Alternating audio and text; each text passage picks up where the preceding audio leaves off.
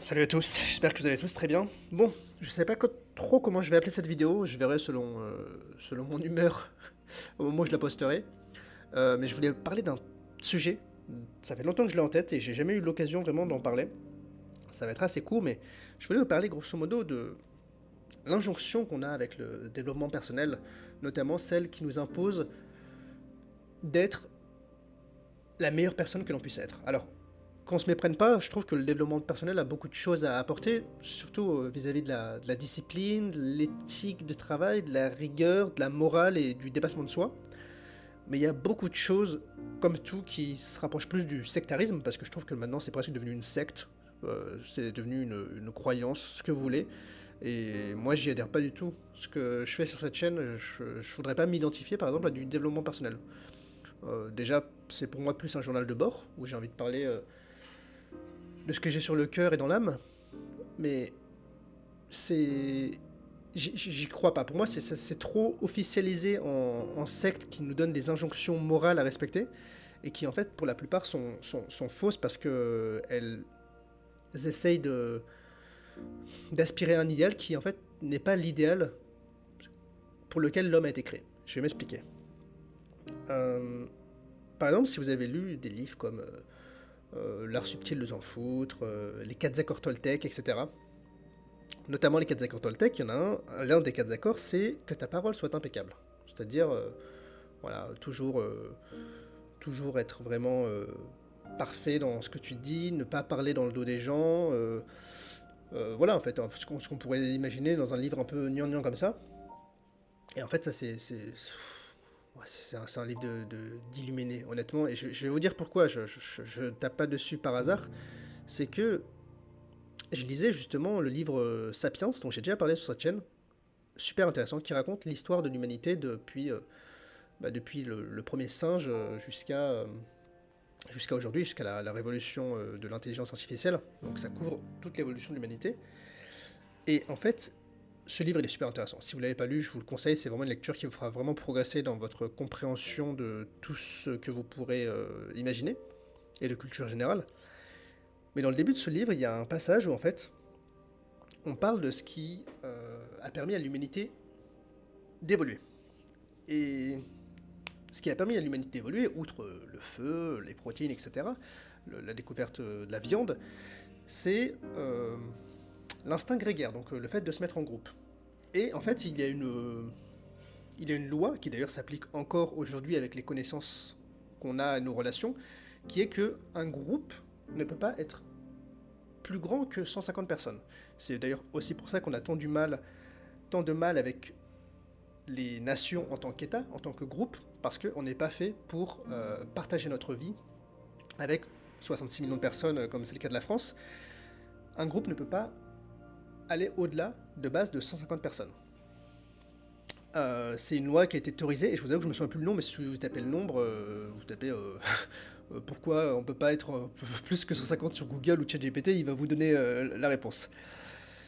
Euh, et en fait, l'auteur de Sapiens, Yuval Noah Harari, revenait sur pourquoi en fait déjà il y a cette barrière et comment on a pu aller au-delà de cette barrière. En fait, cette barrière, elle est encore présente chez les animaux, si vous regardez, en tout cas chez les mammifères, parce que il y a une chose qui nous a permis de différencier de ces animaux. En fait, au début, on croyait que c'était le fait que les humains pouvaient dire ah par exemple fais gaffe, va pas près de la rivière pêcher du poisson parce qu'il y a un tigre qui va te manger. Et ils se sont rendus compte en écoutant les cris des singes par exemple que les singes étaient capables, selon leurs cris, de dire bah ok là c'est bon tu peux aller ou fais gaffe là il y a un lion près de la rivière. Donc en fait c'est pas ça qui nous a différenciés des animaux parce que ils ont prouvé que les animaux étaient aussi capables d'avoir cette différence de communication où ils disaient bah attention fais pas ci fais pas ça là tu vas être en danger. Donc c'était pas une question de survie. Ce qui nous a différenciés des animaux, c'est le fait que les humains étaient capables dans un groupe même de dire attention, ce mec-là, qui est dans notre groupe, il est pas fiable. Il m'a volé du poisson hier, il m'a volé de la nourriture, etc.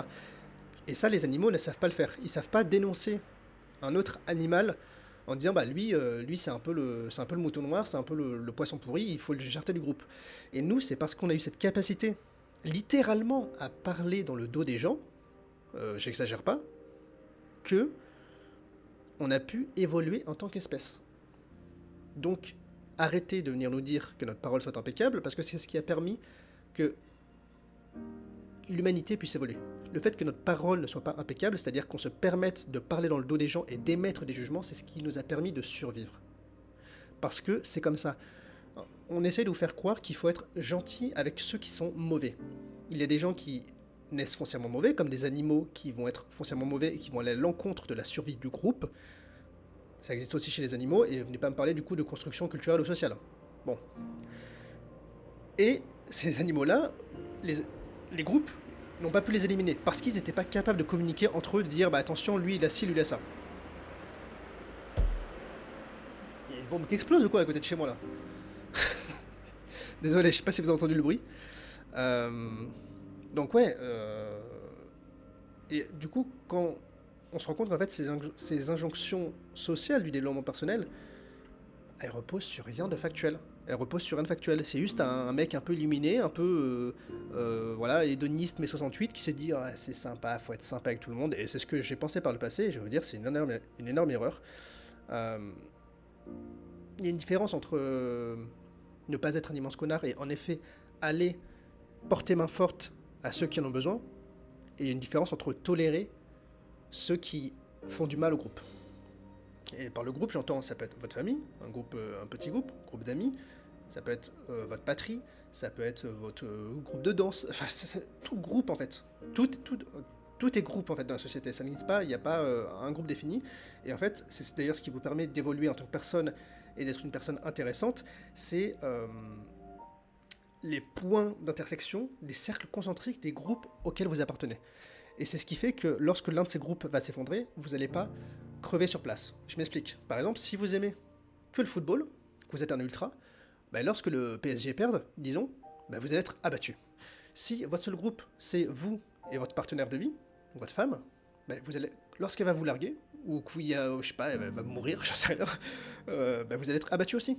Et en fait, si par exemple vous appartenez à un groupe qui est le groupe d'amis, le groupe de la famille, votre patrie, votre groupe de foot, votre groupe de boxe, votre club d'échecs, bah, s'il y en a un qui va mal, par exemple vous allez perdre un tournoi, etc., un tournoi d'échecs, et ben vous allez avoir tous vos autres groupes sur lesquels vous vous rattachez. Ça, je l'invente pas, ça a été théorisé, c'est de la sociologie. Plus vous allez avoir de cercles concentriques qui se rejoignent, vous allez être au milieu de tous ces cercles concentriques de ces groupes, plus vous allez être non seulement une personne intéressante, parce que vous aurez beaucoup de choses à dire et à transmettre, et moins vous allez être abattu en fonction de ce qui va vous arriver dans la vie. Et c'est pour ça qu'on dit ne jamais mettre tous ses œufs dans le même panier. Bref. Là je m'égare, et ça d'ailleurs il faudrait que j'en reparle le sujet parce que c'est super intéressant. En tout cas j'espère que ça vous aura intéressé. Donc n'écoutez pas tous ces bonimenteurs et ces charlatans. Et voilà, de toute façon je viens de démonter 50% d'entre eux en 5 minutes. Donc les 50% prendront leur tarif bien assez tôt, vous inquiétez pas. Et j'espère que cette vidéo vous aura été instructive néanmoins. Pour les sources, flemme, ou voilà, demandez-les moi, mais je les mettrai pas dans la description. Mais je les ai sous la main, c'est juste qu'elles sont dans mon armoire ou quoi. Donc voilà, je vous remercie de m'avoir écouté, je vous dis à bientôt, c'était Mathieu, ciao ciao.